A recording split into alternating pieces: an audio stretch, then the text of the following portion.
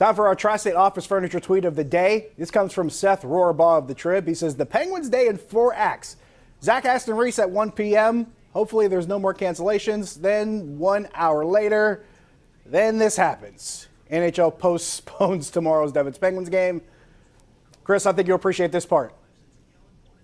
Coming up here in this next slide. Come on, Twitter. Executive producer Larry David. There you go. We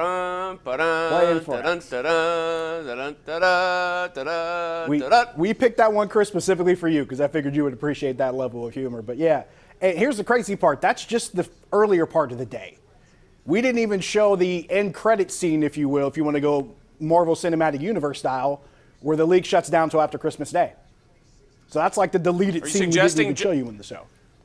Josh, are you suggesting that NHL fans need then to curb their enthusiasm about the season being played without any further disruptions? I'm just going to admit the fact and concede that I walked right into that joke, and we're going to start taking phone calls. We will go to Dan in Castle Shannon. Dan, you're on the Nightly Sports Call. You there, Dan? Yes.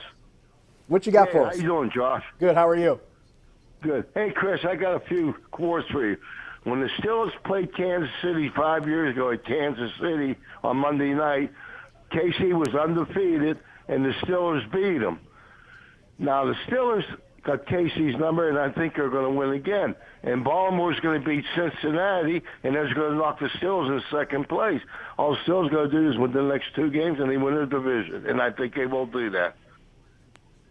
What happened when the Steelers last played Patrick Mahomes? Do you know? It did not end really well.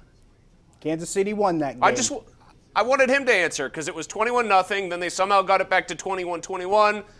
And then they gave up 3 more touchdowns in a row. Yes, but I'm glad we're talking about 5 years ago Steelers beating the Chiefs, as 5 years ago things in the NFL are extremely relevant to what's happening today. Do we get the 5 years ago version of Ben Roethlisberger? Because then I think they definitely win 2 out of their last 3. Here's a question. How many guys from that team 5 years ago are still on this roster? Maybe 10? Oh. A dozen tops? Oh, maybe? Hayward? What, Hayward? Not Watt. They drafted Watt in 2017, right? Hayward, to it. So Hayward, to it, Ben. Maybe Joe Hayden?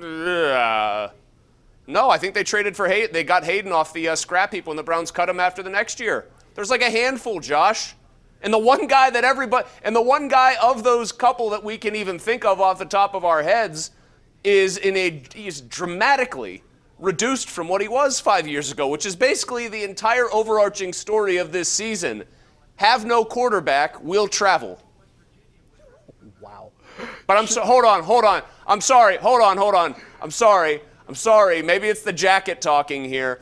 I have been informed in my ear that actually you cannot say that he was bad yesterday just like the rest of them and that they were lucky to win that game. And he's actually been better than expected this year, which is to say merely league average. I'm sorry. I'm trying to delete it, Josh.